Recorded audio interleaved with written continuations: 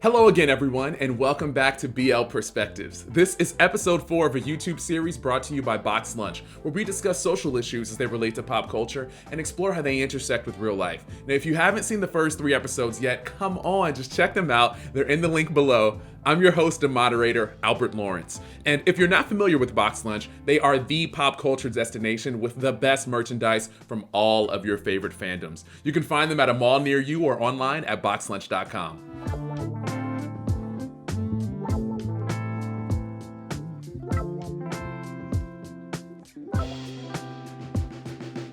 In this 4th episode of our series on race and pop culture, we're exploring current pop culture moments that have created a tipping point in shifting and challenging minority myths and stereotypes, deconstructing current minority myths, and pondering what does the future of representation look like. So let's welcome our panelists. We have PAMELA CHINAWAH. Now, PAMELA is a speaker, publicist, and multicultural strategist who deconstructs the intersections of entertainment, media, race, and culture. Currently at Rogers & Cowan PMK, PAMELA manages communication strategy for Kobe Bryant's Oscar-winning Granity Studios. Previously, she's worked with the likes of Cartoon Network, DC Entertainment, and Magnolia Pictures. Welcome, PAMELA.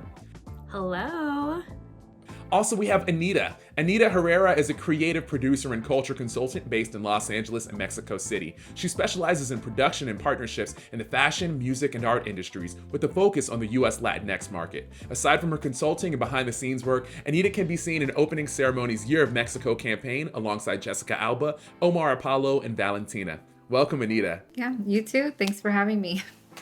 And now we have Elie. Jean is an actor and producer known for playing Ahmal Dee on HBO's critically acclaimed comedy series Insecure. Jean rose to recognition as an actor for playing Yves Durand in season 3 of American Crime, and his other credits include Throwback Holiday, The Final Wish, and Alvin and the Chipmunks animated series. In 2019, Jean founded Bassett House Pictures, a digital production and distribution studio that empowers indie filmmakers. Welcome, Jean. Hey, thanks for having me, man. This is dope. Thank you all for joining and for being a part of this conversation. Let's dig on in. Now, earlier we explored how bias is shaped, self-efficacy, and how we can appreciate different cultures without appropriating them. So now we're gonna dig into what the next steps for diversity and pop culture are. So basically, where are we going within all of this? What do we have to look forward to, and what can we do in order to improve it? So, starting off, and Anita, I'm going to invite you to be the first one to weigh in on this one, but how do you feel about how cross-cultural and cross-community relationships are currently depicted in pop culture? Well, I think we've had some improvement in terms of representation on television, but obviously that's taken a lot of time through breaking down doors, breaking down stereotypes, getting the right people in the door, getting the right people in the executive positions, people talking to executives. I am seeing, a lot of great television, like Insecure, based in LA. So it's like, and I'm from LA. So let's just start that out right now. LA all day, every day. So I like to see my stories, and I like to see familiar faces. And I do think that where we are now is I am seeing a lot of that. Like I just was talking to my friend the other day about Euphoria. I don't know if anybody's seen Euphoria, but in my personal opinion, that was one of the most realistic depictions of what's happening in youth today.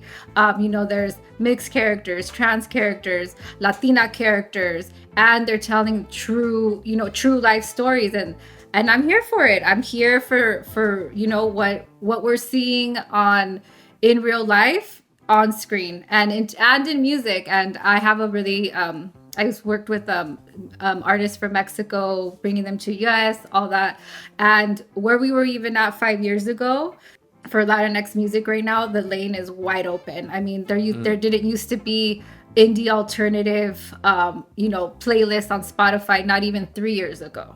So I'm seeing the doors open. I'm seeing the music on Spotify. I'm seeing the shows on Netflix, HBO. I'm seeing it on social media. So I think that if we continue to represent ourselves and continue to speak our truth, that we're going to continue to see, roles in shows and TV and films and music, in roles and stories that identify with ourselves. Anita, like what I hear and what you shared was this idea of the sharing of cultures and Yeah. basically kind of like how it makes all of us that much richer. And it really does help to boost just us as humanity when we get a chance to have things mix. So I think like a natural person then, I think, to take the mic right now would be Jean, because, you know, you mentioned Insecure, and Insecure, I remember when it first came out, I think that there are some people who may have thought, oh, this is just going to be about Black stories. This is a Black story. But the show has clearly shown that it's so not just that. So, Jean, can you take that and then kind of weave in the cross-community and cross-cultural aspects? Yeah, it's definitely a show that kind of like transcended a lot of things, kind of went mainstream with all its references, what's going on in LA with women, empowerment. I get more approached by people that are white about Insecure than I do about Black people about Insecure. Yes, Black people watch Insecure, but white people are like, oh my God, I didn't know you guys deal with this type of stuff. Like, that's so crazy. So it's really, really cool to see how Insecure has like reached out and touched so many people across the world. Like even in Brazil, like I got people in Brazil messaging me about Insecure. Especially like when I do my IG live watch parties, like people literally from all over the place are talking about Insecure and how it affected them and how they feel seen and represented in that show. Thing I like about what's going on now is that you're getting to see so much representation on all categories where you wouldn't necessarily see them before. Like after watching Lovecraft, now I understand Black people can time travel. But before that, I was like, where the hell are we going? Like, we're not liked in the past and we're not liked in the future.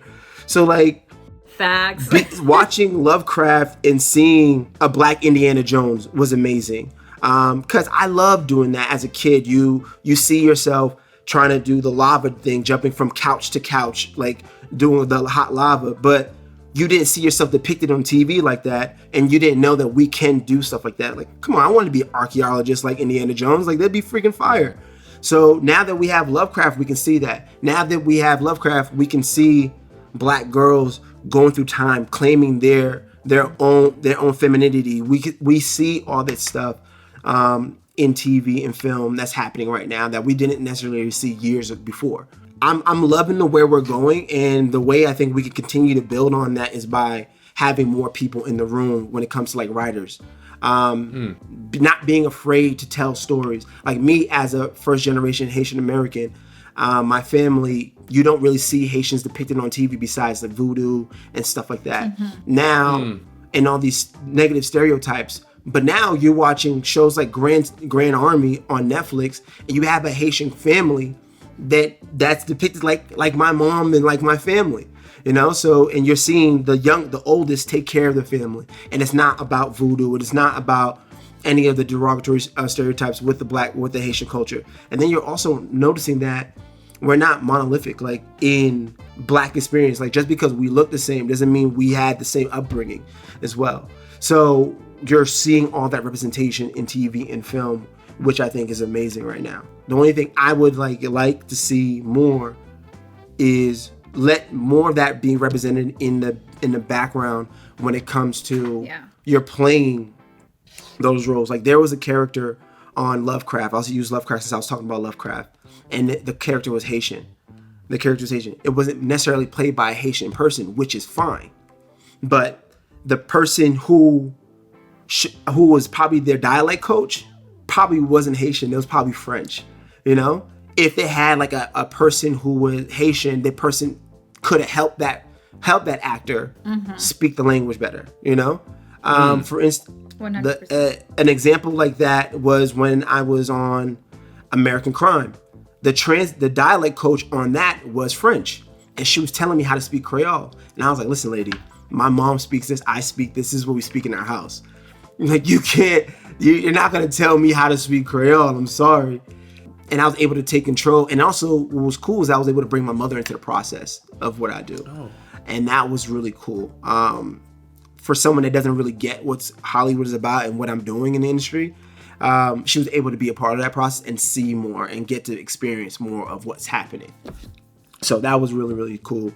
But yeah, I'm loving the way we're going right now when it comes to pop culture and representation and bringing people into the fold of what's happening. Well, you just introduced us to another level and or another lens to look at cross-community relationships within pop culture, because when you brought up the fact that even though you may share a race with a group of people, the race is not monolithic. And so everyone in there is not going to be the same. So even if you do happen to have a show where everyone is Latinx or everyone is Black, there are still different communities within those groups. And so you can still have cross-community relationships that are being explored, that are being developed within there. So Pamela, since John was talking about needing more people in the room, right? We're talking about needing to have more people in order to bring about these cross-community, these cross-cultural relationships. You're someone who's been in many rooms, multiple studios and production groups and production teams.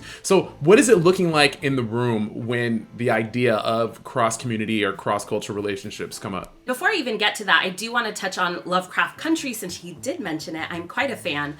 But just the point that he did mention about Indiana Jones, all of those things really ring true and resonate with me, because I loved Indiana Jones. I was obsessed. I loved the whole sci-fi adventure, anything in that wing of genres. I was obsessed with Buffy the Vampire Slayer, but I never saw these genres speak to people who look like me. So it's great to see that in Lovecraft Country in a way that was authentic to Black audiences, Black history, with all of the Easter eggs in there. And with that said, looking at what these organizations look like inside, that's kind of where we start to see the failures when we're trying to bridge that gap. Because a lot of these people in these organizations don't have an expanded social circle. They don't have a very diverse social circle. So, if we look at one example of a stereotype, like a Black man who's a gang member in South LA, put him on a set, and you look at most sets and who's on the set that looks like him. Not even who looks like him, but who comes from the environment that they're trying to portray. So if there's no one in the writer's room, no one in production, no one on set who can look at that and say, actually, that guy would not walk that way. He would not respond that way. That's where you start to see those disconnects in actually portraying these lives. And we're seeing it a lot in TV right now, especially because there are a lot of networks and production studios that are really honestly trying to make an effort, but they're starting at the bottom. They're starting with talent that they're hiring and casting instead of looking at the writers, looking at directors, showrunners, and people who can make those decisions from the very beginning. And if you don't have someone in the writer's room who can say, oh yeah, we know a Black person definitely would not say that to a cop when they get pulled over, then that's how you have these moments in these scripts that just don't make sense. And it's really about cultural competency. And if you don't have the lived experience of being able to recognize those instances or being able to at least defer to someone, then it just completely flies under the radar, and then you end up on Black Twitter. So it's like, you really have to see right? So you really have to see these organizations start to fill in those gaps from all the way at the top when we're talking about boardrooms, CEOs, and then who they're even making these offers to in terms of showrunners, directors, producers, etc. How do you push for that kind of change without people somehow just thinking that this is something to check off on a list, right? So to make sure that we have one person representing this group in the gang of folks, have one person who looks like this in the class, right? So how do we, thinking about some positive examples of true sort of inclusivity that we've seen on television, we've got everything from Blackish to Fresh Off the Boat to, Never Have I Ever. So how do you get more of that and less of the tokenism of the okay, we got one in, aren't you happy? You're represented right? Well, and I think that's such a thing because even with what Jean said about having someone who speaks French trying to come in and tell him how to speak his own language that he grew up with, that's crazy. That's actually crazy. So it's even having the ability to say, I don't know this is a huge thing. And we see this across industries, across jobs. It's not just about entertainment in Hollywood. It's in corporate America. It's, it's in retail. It's that person who says, I'm not going to say that I don't know the answer because I don't want to be that person. And how much better it is to just say, this is not my area of expertise, but maybe we can hire a consultant. maybe we should hire someone who can actually speak to this about diversity from a wide variety of lenses. I may be a Black person, like I'm a child of immigrants, I grew up in suburbia, so that is my lived experience. But because I am actually invested in diversity and inclusion and equity as well, I make an effort to understand the lived experiences of other people. So that means I'm learning about what it means to be a differently abled person. I'm learning what it means to be an LGBTQ person, so that even if those people aren't in the room, I can at least say, you know what, I'm not the expert on this because I'm not that person, but I at least have the ability to say, what y'all are saying is not at all what's going on in the real world. You know what I mean? And maybe you should hire someone. Maybe you should think about this further.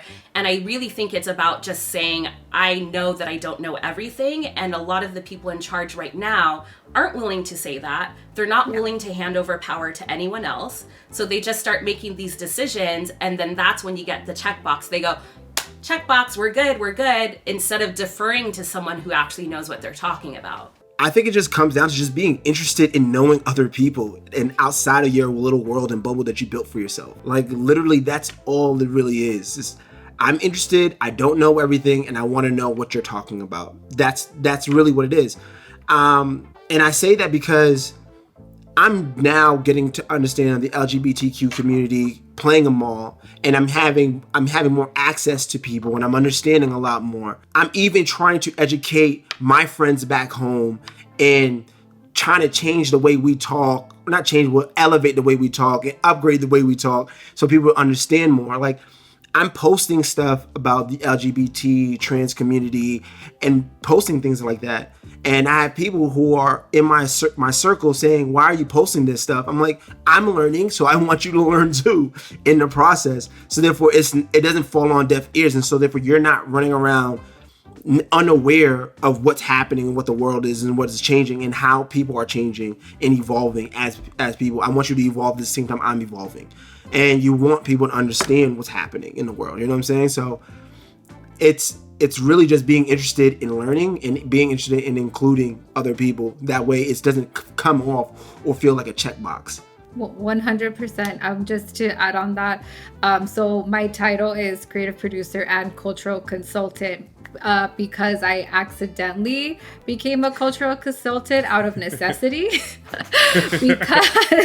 because I come from a lot of like behind the scene brand stuff, and at one point in my career I got hired to be the Latina representative for LA for Hennessy. And so during this time, our program was called Team Hennessy Latino, but it was literally a copy paste of the successful Team Hennessy program. But what was failed to take into consideration is that the Latino community doesn't move the same way as the, general market community. I mean, it was just like, hey, this was successful, it's going to be successful in Latino. So I was scouted out to be one of four people in the United States to represent Latino in the US at that time. And I was for LA. We had Dominican American in New York, Cuban, Dominican in Miami, Mexican American in Houston, and myself in LA. And so the program was like, okay, let's get started. Like, everyone's gonna have the same thing. And I was like, wait, first of all, LA and New York, two different planets. Let's just start that off right there. Mexican American, Dominican American, two different countries, two different Latinos, two different languages, two different ways. Different. And then we have, it's like we move different, we talk different, we don't even speak the same language. It's not like I just called myself a cultural consultant just to call myself a cultural consultant. It was because I, spent X amount of time banging and like erasing programs that were given to us but that weren't culturally correct, and changing the perspective on the upper executive level, like being in these rooms, but not staying quiet. And it was hard, you know, and it's hard because at that time they're like, well, you're lucky to be here. But it's like, you know what? I'm not a diversity box for you to just check off. And if you guys want to come to LA, and if you guys want to come and into our community and bring the brand into our community, then we need to make sure that we're speaking to our community in a way that's relatable to them. So it's like, you can't tell me what my culture is. Like, you hired me for a reason. Like, I'm actually telling you what my culture is, and we're here to work together. Not, hey, you're lucky to be here. We're gonna tell you now. It's like, actually, this is my culture, and I'm here to represent my city and what I have to do. So I like invented this like aguas frescas program, and I'm not sure if you guys know like what aguas frescas are, like horchata, tamarindo, jamaica. I was like, yo, we're gonna speak to our community. We need to get some horchata up in here, some jamaica, some tamarindo. Like, we need to figure out a way like to speak to our community. We're all different cultures. Yes, we fall under this umbrella of Latino Latinx, but at the end of the day, we are not a monolith. We're not the same. We are not the same overall culture. Like, we have different nuances. We have different languages. We have different foods. We have different this and if these brands and if these shows and if these writers and if these, you know, producers and if these people want to come play with us, you know, if they want, but they, you know, they need to take the time and they need to do their homework. And if they don't know, then hire someone like me. Ask somebody. Ask somebody. Like, it's okay, like, to not know the answer. Like, it's okay. And it's okay to be like, you know what? We're going to reach out and we're going to hire this cultural consultant for Los Angeles, for New York, for Chicago, because we need to make sure that this is correct. You know, like Pamela said, well-intended. I think we're headed there, but I think we really, now it's kind of like tightening up those loose ends and being like, okay, we're here, but how can we make this better? How can we make this right? And how can we change the narrative and keep disrupting and keep breaking down the doors to make sure that we're heard? You clearly earned that cultural consultant title right there. That you know what I'm saying? You didn't just make that up. You just you earned it. You fully earned that. And it's beautiful because what you really did for this conversation, and for everyone who's watching this, thank you, by the way, for staying with us so far, is like the way that you brought your background in the beverage industry, and you kind of tied that into pop culture, because something that beverage is able to do, something that food is able to do, is it ends up being this cross-cultural vehicle, whether or not people intend for it to be or not. When you talk about agua fresca, like, I don't have to necessarily be a part of one specific community to be able to enjoy that. But when I do put that to my lips and drink it and enjoy it, I am opening myself up to another culture, and it ends up being a gateway. And I really do feel like pop culture can also be that gateway in so many ways. But for some reason, and I think that part of it is because of just the roots of America. Sometimes, y'all know, we've got some problematic roots there. There's a lot of undoing work that a lot of us have been involved with trying to do. So just to drop just a tiny bit of history before we seg on into this next part. Like, from the late 1700s to 1976, we had the miscegenation laws. So that was criminalizing mixed race marriage as a felony. So when you have that kind of background within the nation, within the culture, that is very difficult to just kind of like gloss on over and to change everyone's minds to do it all at the exact same time. Because then also, like, in 1930s Hollywood, the Hays Code was there, which explicitly forbade the depiction of miscegenation, which was defined as sexual relationships between white and black races. And so that existed and wasn't even removed until 1965. So it has not really been that long if we look in the grand scheme, if we like zoom out of that for a bit. So with that in mind now, how do you think that this lack of cross-cultural representation and the fact that it was like not even allowed for so much of our history has affected minorities and the way the minorities see themselves and the way that other people perceive minority groups? What kind of impact do you think that just has on the general psychology? The thing there is that media, entertainment especially, but all forms of media, whether we're talking about newspapers or news TV versus films, books, etc., magazines, they all are pieces of media that dictate how we see the world. So they really form our worldview. And, you know, most women can relate to something as simple as you've watched SVU so many times in your life that you're walking to your car at night and out of nowhere you just like, oh my God. And all of a sudden you have your keys between your fingers, you're walking your car, you jump in your car, slam the back door, look in the back seat. I don't know a single woman who hasn't had that sudden moment where all of a sudden you're like, there's a predator out here for no reason whatsoever. But a lot of that has to do with one, our lived experience, but two, the world that's depicted for us in the news on TV shows like Law & Order SVU. We constantly have this idea of the perpetrator is right around the corner and he's gonna jump out at us when we're walking to our car, when actually statistically we know that the person most likely to harm us, to sexually assault us, et cetera, is someone close to us, a friend, a boyfriend, a husband, etc. So what we watch and what we read completely forms our worldview, especially when we're very young. So to look at these examples for decades where studios, writers, etc., have completely excluded people from these worlds that they're building and showing on film, that means every single person who watched that adopted that as part of their worldview. So one example is you can look at cowboy westerns. How many cowboy westerns do we know that have black people as cowboys? I don't know of many. And my dad, I grew up watching westerns with my dad. He would, call me down from my room and just sit down and watch this with me. I was like, why are we watching The Good, the Bad, and the Ugly again? We have this on tape. I don't get it.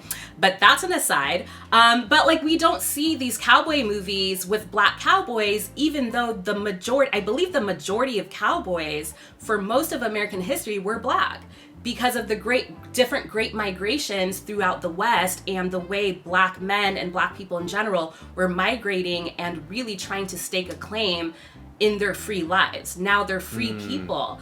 But we don't see that depicted in film or on TV. So how many people in the world know that even black cowboys even existed?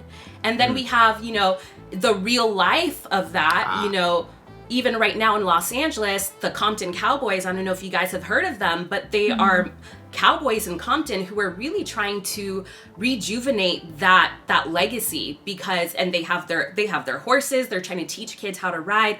And it's one of those things because our culture does not allow black people to see themselves as cowboys because of the films and the TV shows that we've seen over decades. So you see this cyclical exclusion because the people making the films didn't want it to happen in the first place. So if Jean, for example, went to a studio today and said, I want to pitch a movie about black cowboys, and we do have one coming out now, actually starring Idris Elba, but how many decades did it take for that to happen? And how many whoever wrote or directed that, how many doors did they have slammed in their face because someone said, who cares about black cowboys, without understanding the history, right?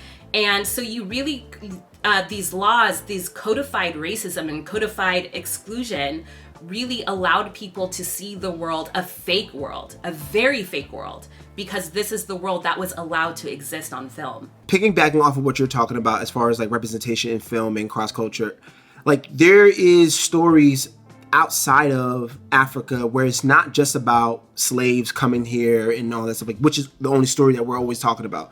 A slave was taken into slavery, didn't try to get out, or a slave doing this. But they're not talking about stories where we were doing great things in Africa before colonization happened. These are the stories that we should be telling, we should be empowering and putting out there that can uplift people. Because if we're not showing it on TV, we don't know if it's possible. If they're not showing it on TV, we don't know if this is real.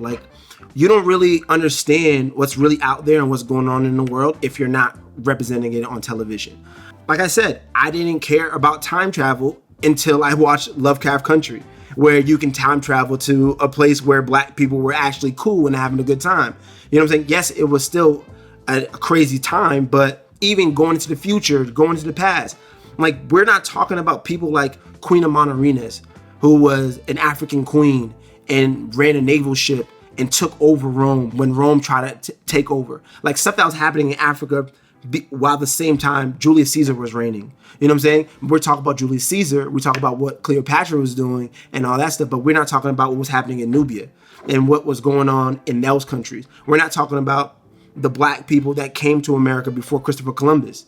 We're not that he wrote in his diary. We're not talking about that black people were travelers, black people were explorers before then. We're not talking about all these things, and a lot of people are not even aware of it. And now we're just now getting the opportunity to tell more stories because now everybody it's become this hot topic about inclusion and bringing people in, which is great. But if we're going to tell the story, let's allow some black writers in the room. Let's allow some black showrunners in the room to help tell those stories. You know what I'm saying? And bring people up to speed about a beautiful captain who took over Rome and captured the statue's head and brought it back to Nubia. So he put it under her temple so her constituents could walk over Rome symbolically. You know what I'm saying? Mm-hmm. So we want to be able to show those stories and tell those stories that we're not able to. And we're just now getting to a point where we are able to tell those stories. But it's crazy that it's taken so long. Even the Haitian Revolution of 1804, where Celine took over the French and kicked them out of France and took back their freedom from the French in Haiti. You know what I'm saying? So those stories are trying to be made, and they're not even getting the green light that they should be getting, like you would get for Vikings. Like, I would love to see a black Vikings. That would be amazing. You know what I'm saying? So these are all cool stories that I would love to see. By the way, I appreciate that y'all are dropping some real history right here. I'm taking mental notes. If I had a notepad with me, I'd be taking some physical ones. And I know everybody who's watching this is also getting some, let me look that up, because that sounds very interesting. So what we're gonna also do now is we're gonna turn and we're gonna talk about some current pop culture. We're going to talk about some current ways that cross-cultural relationships are being depicted. And then also there's some very exciting properties that a lot of us have grown up with that now are sort of incorporating some cross-cultural relationships in there. So I just kind of want to throw out The Little Mermaid, right? So we grew up seeing The Little Mermaid look a certain way, right? We know Ariel. We all know Ariel. But there are some changes coming to Little Mermaid, and I know that this group is very excited about that. So I'm just going to toss that, take it out, and everybody do what you will with that. Especially, let's discuss the cross-cultural implications and what we think that this means in terms of pop culture and in terms of how people are going to be able to see relationships between people who maybe don't look the exact same on screen. This is such an iconic moment. Like, let's be real. This is an iconic moment, especially coming from Disney specifically, because you have a whole generation at this point, multiple generations of girls who've grown up watching Disney princesses, and most of us who aren't white have never been able to identify with a single one of them. And then you had moments like Tiana in Princess and the Frog, but she was a frog for more than the majority of the movie. And, you know, little black girls were honestly genuinely upset about that because they thought that they finally had this piece of representation. And then it was, oh, we're an animal. Okay, cool. So it's just one of those things that keeps happening. And even you look at something like Moana, which honest to God, I love that movie. And it was one of those things I watch it and I'm so happy because I see little girls, little brown girls, even my friends' kids that are able to identify with that character. But even Moana isn't specific to a particular country. It's this mesh of, like, I don't know, she's Pacific Islander, kind of Asian, whatever. But now you have this moment where girls of all generations, of all ages, and boys, of course, everyone across the board can see the Little Mermaid, a Disney princess who's black. And it also defies a lot of stereotypes about black people in general when we don't have that many properties who have depicted us as black mermaids. But then you also look at the historical implications of black people just going in the ocean and being able to swim. And what does the ocean mean to black people who have very real trauma responses to the depths of the ocean for obvious reasons, and then have historically in the US been excluded from swimming pools?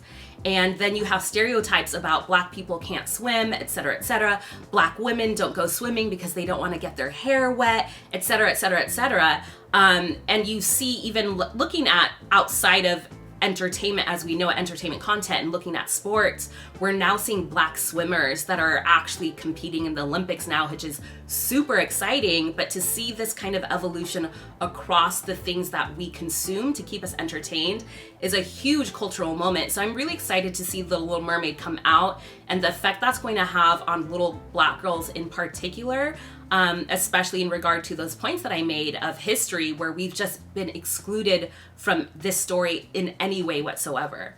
Pamela, from that, you bring up stereotypes, right? Like, you bring up some myths, some things that just in general we've been led to believe, and that sometimes have been perpetuated within pop culture. So I want to lean right now on Anita for a second, because Anita, I know that within your job as a consultant, I'm sure that you come up against some of these myths and stereotypes often, and you got to point them out and call them out. So break down for us some of the myths that you have come up against, some of the stereotypes that you've seen, and you're like, no, we can't go through with this.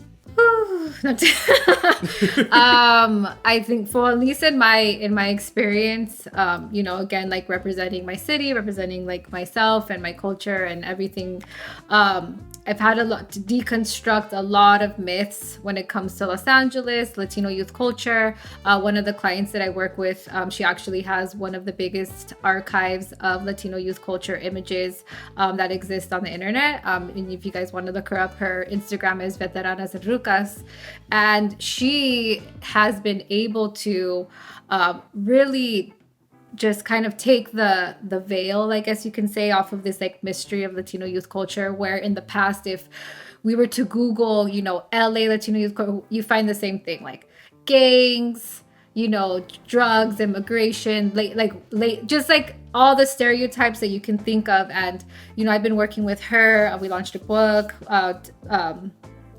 with her. We've gone to Paris. We've done, gone all across the world with this archive and the book. And people are just so either fascinated to learn more about the culture that they had a specific stereotype of in their heads, or things that they've seen on movies about Latino youth culture in LA, which is problematic, jails, gangs, drugs, like everything that's so negative, but they don't see all the positive, that comes with Latino youth culture. I've seen the growth in especially the last 3 years, I would say, from 2017, especially in the music industry, with a lot of artists coming out of LA that are what I would consider modern American bicultural, people, because we're from different cultures, we're not just one culture. And I would, at least for myself, I don't know if you guys would agree with you guys too, but like, we're not just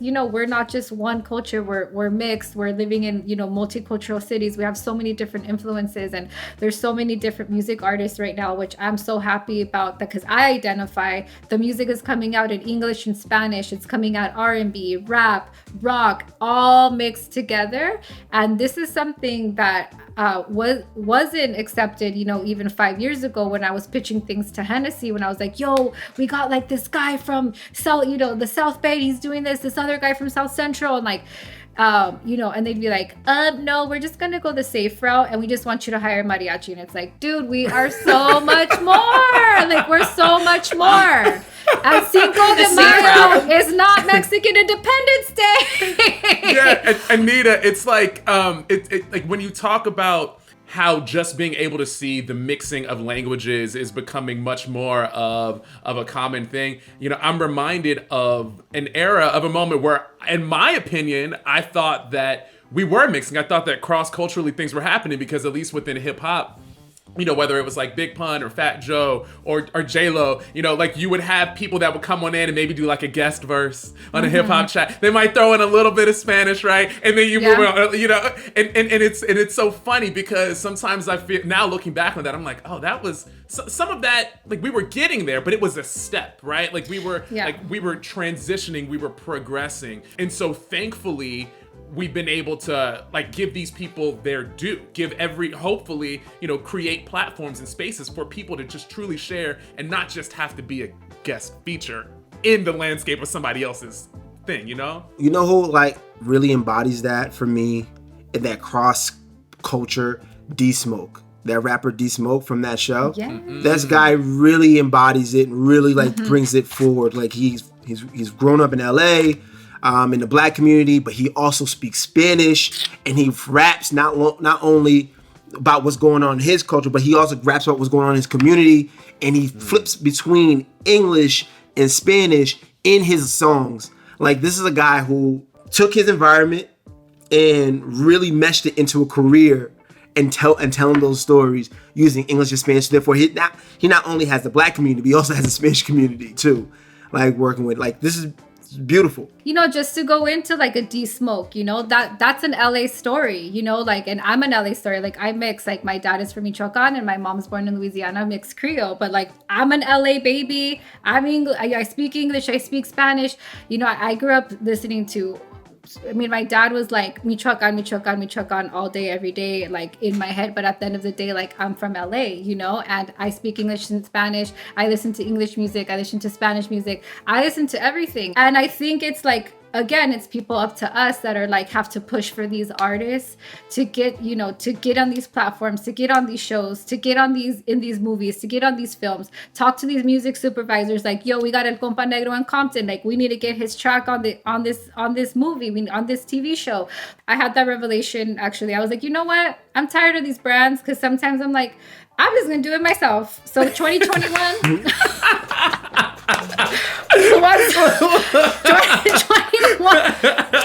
Anita is not waiting. Anita is not waiting. Anymore. No. I mean, and look, I really appreciate, I love how you brought up the idea of, because, you know, sometimes people, we're looking at pop culture and we're like, okay, well, music is over here, TV is over here, film is over here, this fashion is over here. No.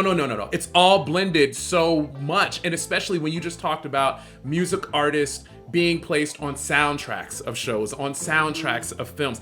That is so important, because sometimes we're watching these things, the music is washing over us, but we're not even processing exactly what it took and how difficult sometimes that it can be in order to choose specific songs, specific artists, in order to convey a whole vibe and a mood.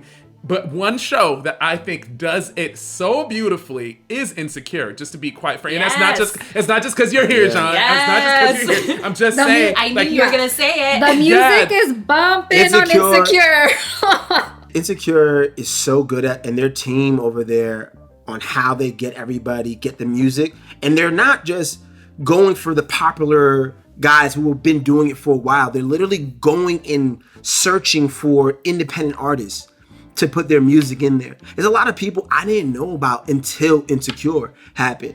And you're getting this raw sound, these raw emotions from songs from people that we really don't know about, and it's lifting up the quality of this content of Insecure. You know what I'm saying? Like, and it's so good, and it's so perfectly weaved. You know what I'm saying? So, like, Insecure has done a great job at finding such great music to like uplift the content and uplift the stories that we're seeing. It really does work, and no pun intended, but it really works in concert with the stories in order to lift this up. And so I think that helps to lift us out of some of the stereotypes that PAMELA, that Anita, that Chujan, that we've been talking about today, which is the communities, we don't all look the exact same. We don't all act the exact same. There is diversity even within. So I just want to spend like a little bit more time on looking at some of these myths and stereotypes that we think perhaps in current pop culture. Perhaps maybe we can kind of lean a little bit in television, lean some in film. But thinking about some stereotypes that maybe we saw before, but that we do believe are like being actively combated within certain shows, certain television shows, certain films that we're enjoying right now. One stereotype that's out there is that Boston is nothing but white people. I'm from Boston, so it's not true. To be honest, growing up in Boston, more specifically Brockton, I really had nothing but Haitian, Dominican, Cape Verdean friends growing up, and Cambodian friends growing up. That was my circle. Those are the people I surround myself with and the people I was around all the time. And we live in Boston. And we also have West Indies Festival in Boston, where they go up and down Blue Hill Ave. There's a lot of black people in Boston, but when you see people from Boston, you hear about people from Boston, you think everybody sounds like they're from Southie. Like, we're not all from Southie. Southie is a small area of Boston across the bridge where there's not a lot of black people for reasons of racism. You know what I'm saying? So That's why we're not there like all the time. But you're automatically assume that when you see me, yeah, you gotta say bye, you gotta say Kai, you gotta say this, you gotta say like that. I'm like, that's not how. Where's your ass? That's not how I talk all the time. You know what I'm saying? So, and it's not everybody speaks like that. So those are one of the things in pop culture that I would love for people to, the stereotypes about black people don't live in Boston when we do. There's a lot of us. Those are one of the big things, the stereotypes that I wish we could change, and the things that I will hope to change in content that I create. We're gonna work to knock these stereotypes down one by one here, Jean. So number one, black people do live in Boston, y'all. So, yes. So if we didn't know, now we know. You know. If you didn't know, now you know. We live in Boston.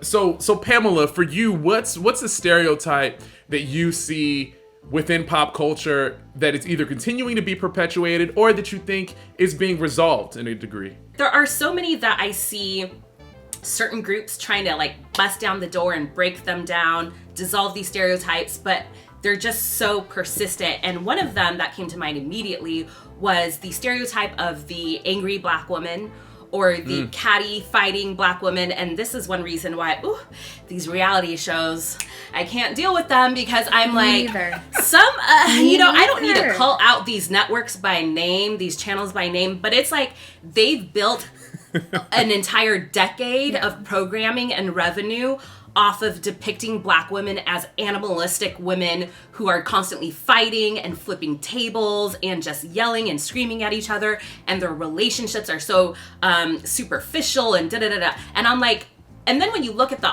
primary audiences for those channels historically, I'm like, y'all were talking about pop-up video in the 90s. You were talking about behind the music, and now you have 500 shows about black people fighting each other. Like, it's crazy. Another stereotype that I also see the same kind of back and forth is talking about the trans community, and specifically trans women, and even more specifically black trans women.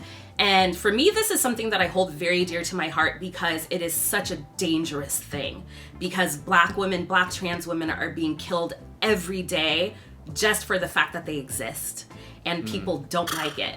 And to see, historically the way trans people have been depicted in media, on film, on TV, as super sexual, hypersexualized, as always victimized. And of course there is that victimization reality, but we want to be able to use film and TV and everything else as a way to empower these people, not just constantly pinning them to this victim identity. And it's just really sad, because I constantly see, we see Angelica Ross, India Moore, the entire cast of Pose, who, bless them all, such a beautiful TV show. I can't begin to express how much I love that show and the representation and how far it brings people just to represent these communities as whole people who experience full emotions. They experience laughter and love and death and sadness and sickness and everything in between. They have families, they have friends, they have hardship, they have success. And to be able to depict that fully really brings a sense of humanity to people that have so often been relegated to AIDS stories, stories about sex workers, the corner girl, all of these things where it's just bad, negative stereotypes. And now we're trying to see these stories like Pose, where we can give them their full humanity. And that is so absolutely needed, because truly there's a crisis around the lives of these people, around trans people, around trans black women, where they're just constantly in danger because they just exist. And historically, we've shown them as people who are not worthy of compassion, who are not worthy of understanding, who are not even worthy of safety. And that is absolutely insane to me. It's absolutely insane. So I love to see the work being done, and just people slowly inserting little pieces here and there where they can, even as far as saying, this actress who is trans, we're gonna put her in a film and not make her character obviously trans. Like, we know her character's trans, but we're not gonna revolve her story around being trans. And I think that is such a huge thing. I think they did a really good job with that in Queen and Slim. That was really, really good. And then, not to like toot our show's own horn, but when you were talking about reality shows and how they're depicting Black women, then you have a show like Insecure, where the women are really just living their best life, doing their thing, and you see they're not that thing that they're trying to perpetuate and put out there in the world with Bad Girls Club and all these other shows. You're seeing these women in a positive light, which Girlfriends did before. Girlfriends was a show. It was about Black women. They showed you that women can come together and work together and support one another, and it doesn't have to be catty like you see in shows like those other reality shows. You know what I'm saying? So that it's amazing to have like shows like Insecure. You have shows Pulse. You know what I'm saying? That talks about the Black trans women and making them real people. And you have movies that show trans Black women, and you're not really just harping in on the fact that it's trans. You're seeing a woman, you're seeing a person in front of you. You know what I'm saying? And you're not like showcasing that for clicks. And that's amazing. But Girlfriends, though, those characters, those are toxic friendships. We just got to throw that out there real quick. You got an issue with Joan. You got a problem with Joan? I got a problem with all of them. Like Maya from LA, I would maybe be friends with, but the rest of them, those are toxic girlfriends. Like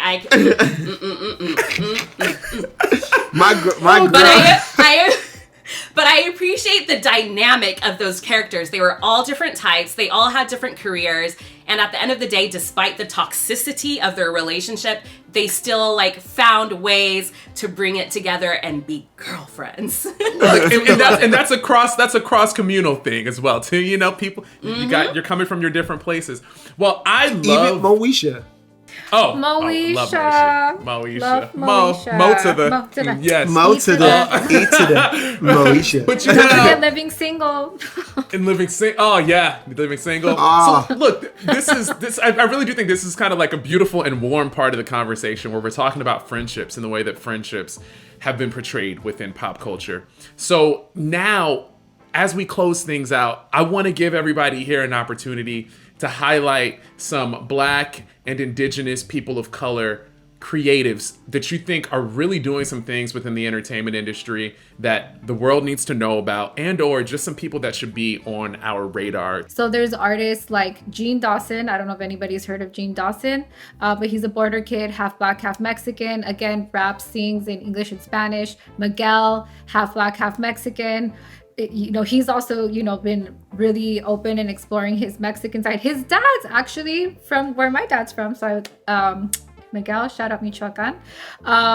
There's also artists like Omar Apollo. He's from Chicago, but he also sings in English and Spanish. And Cuco out of Hawthorne, Tatiana Hazel, Gablito. I mean, there's so many artists right now that I feel inspired by, and I'm so happy because, like I said, not even 5 years ago, not even 3 years ago, would I be able to pitch, some of these artists to play at these events. And what I'm really, really, really excited about are these artists that are, again, mixing that English and Spanish. I mean, even YG, I don't know if you guys seen that, he's rapping too, he is, so I think it's cool, and I love it. I'm excited, and I'm excited about where we're headed, and I'm excited about that finally, after all of these years of pushing and just to be heard and to be seen and to be understood, we're finally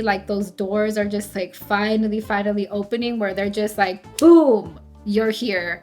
In fashion, we gotta call out, I don't know if anybody's seen the jackets that are made out of the San Marcos blankets, out of the Virgin Mary blankets. I don't know if you guys are familiar with those thick blankets, but they're really like, oh, it's cold and it's like it's a Latino weather, so everyone busts out the tiger blanket.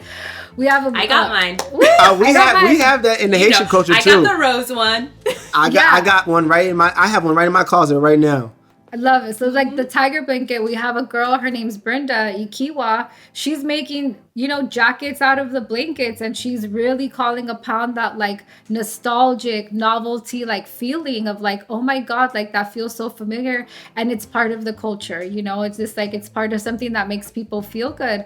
And I think now it's like people are so excited to, kind of own their culture again, where before it was people were kind of like pushing away from it. I see it, and I'm so happy, to have like people in music, fashion, film be so excited to represent their culture and represent that, the diaspora of, living in 2 different languages, multiple languages, mixes, and have, and have it be a big celebration. So I'm gonna go put on my little Virgin jacket, go bump my Jean Dawson Miguel, and let's go Spanglish all day, Yo, it's a whole mood. It's a whole mood just created there, Anita.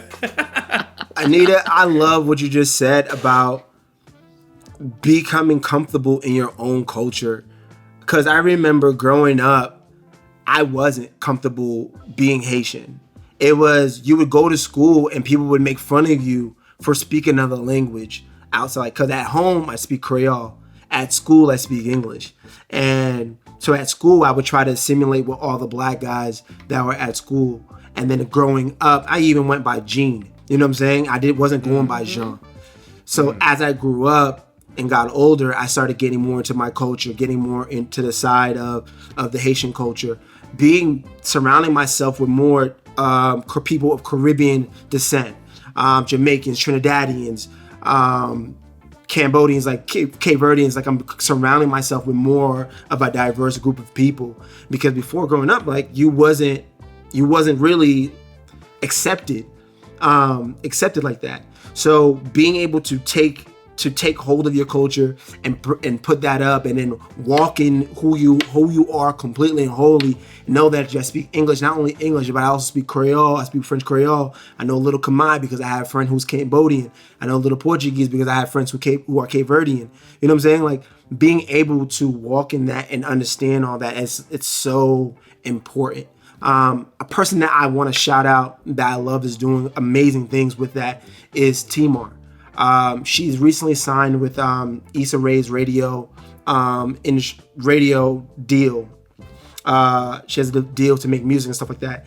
And she is a person that I met just by happenstance. She just was in my car because my cousin was asking me to give somebody a ride home.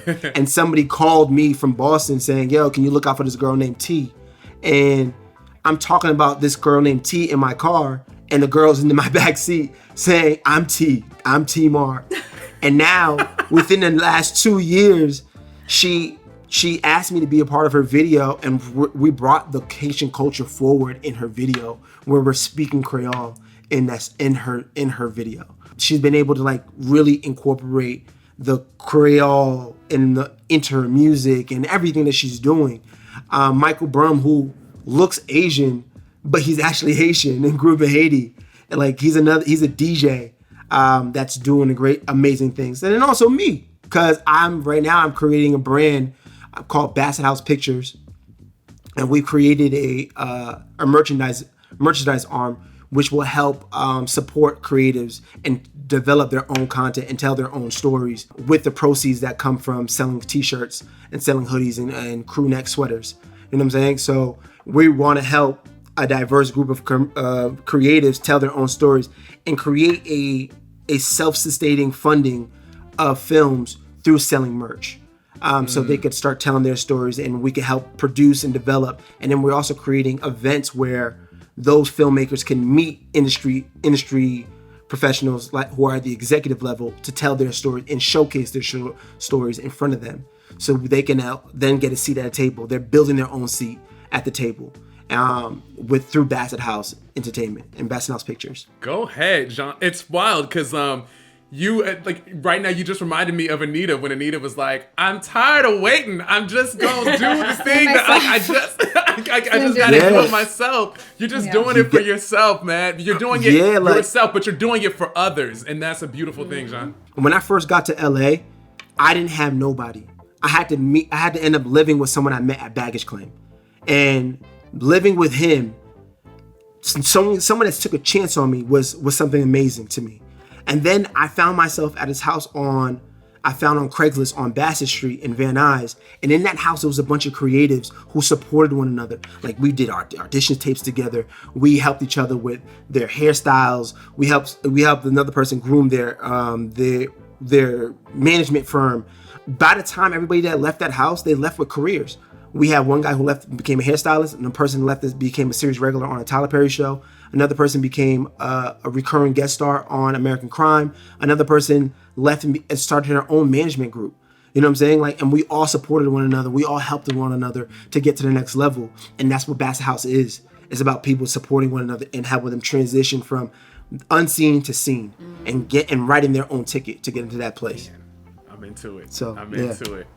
Now look, Pamela, who's on your roster? We're talking about supporting. We're talking about like that same spirit that John is talking about in terms of like lifting each other up and whatnot. Who are you lifting up today?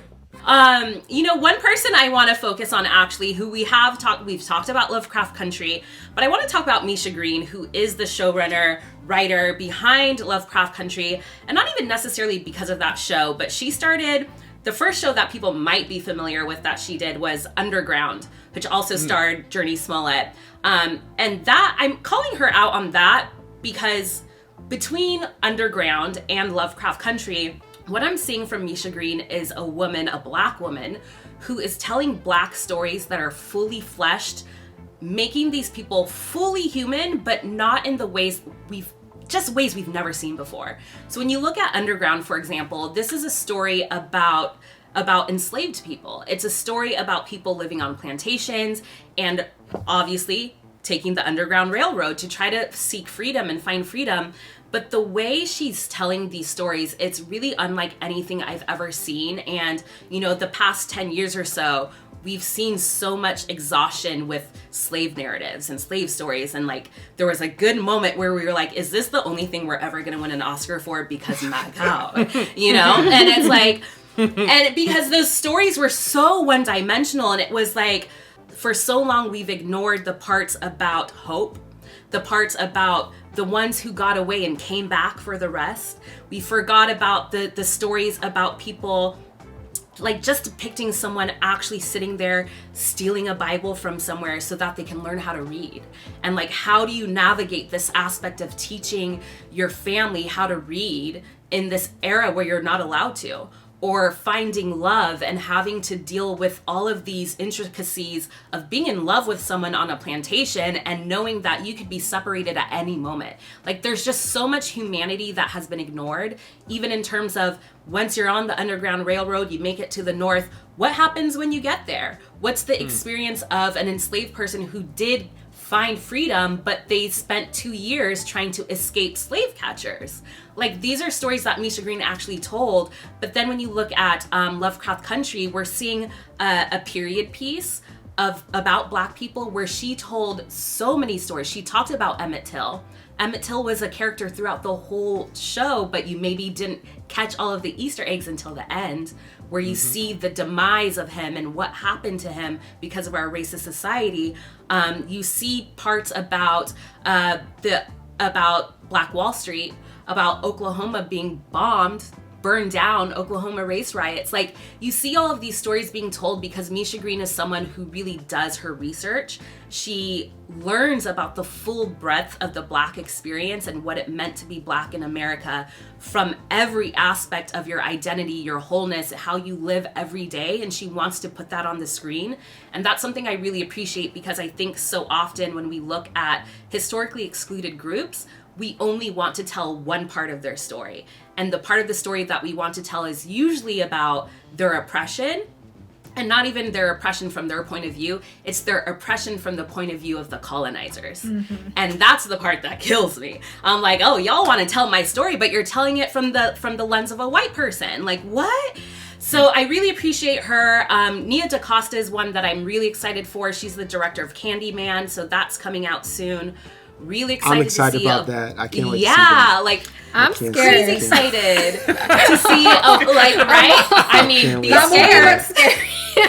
But it's like you want to see a Black woman be able to tell a horror story, and especially But looking at that's amazing. Candyman, like historically, Candyman has some really interesting implications when it comes to Black history and the warnings that the original story was trying to tell to other Black people. But then also, let me give my third on the list. I'll have to turn it back around to my homeboy Sean Elie over here, because like it's really interesting to know someone that you actually truly are proud of, like you're truly, like, you see the hope in their work. And that's something, one reason why I've been so, like, I'm such a cheerleader and I'm such a motivator, and I think anyone who knows me knows that. But it's so much easier when you see someone's project, you see the passion, you see the reason for what they're doing, and it's legit, and you're like, this makes sense and it's actually gonna make a difference. And he does have a trailer for a show that he's created he released a few months ago, and that trailer, like, for me, I've watched it so many times, and it gives me goosebumps just thinking about it, because what you're doing there with that trailer and that show concept is you're telling a story about Black American life that hasn't been told very often. You know, we're talking about different communities and different ethnicities under the Black umbrella. I'm really excited about that project, and I'm really looking forward to finding it a nice home for it to live on.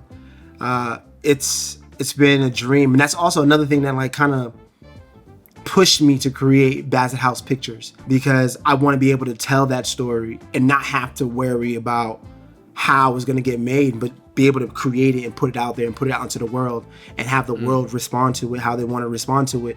Because just dropping the trailer, within like 24 hours, it did 180,000 views just off the sizzle alone. Wow. Putting that story out there would be, creating it completely, like, would be the best thing ever. And it's about a family mourning the loss of their eldest son. And it's told from the perspective of the younger brother, who has become an actor to kind of hide in plain sight, you know, and he's trying to be there for everybody in the family. So it's a really fun story. It's cool. It's about that person who was in your life, who just got plucked out of your world, sudden out of nowhere, and now the family. What's your new norm now? What you're going through life without that person, and how it affected everybody in that family. So, Send Help. It's called Send Help. Perfect. Yeah, that's the show she's talking about. That's a good teaser right there. And honestly, through just hearing the three of you share your experiences, and then just how easy it was for this conversation to happen, because each of you had something that tied on in and wove together with the person that's like right next to you virtually through these screens. But through the span of this conversation, we have talked about the past. So we've talked about just some of the issues, some of the stereotypes that we saw happening and cross-culturally within relationships in the past. We talked about where we are right now. So in terms of some of these things that still are perpetuated, clearly there's some work to be done, but we also talked about the future, because we discussed the hope. We discussed the creatives that are doing the work. We discussed the research. And if everybody could do as much research as Anita is doing on a daily basis, and in order to, to really try to get people, then we would be so aware and whatnot. But yeah, no, it's just been so incredibly dynamic. Also, just to see the support between this whole group, and especially between John and Pamela, the fact that you guys have that relationship and the support, this is amazing. So thank you, all three of you, for really coming today and for giving of yourself. This has been an introspective and a collective journey. So I want to invite you to watch or rewatch episodes 1 through 3, and thank our panelists, Anita, Pamela, and John, for joining us. And of course, our viewers that continue tuning into BL Perspectives. I'm your host, Albert Lawrence, and we appreciate you. Thank you.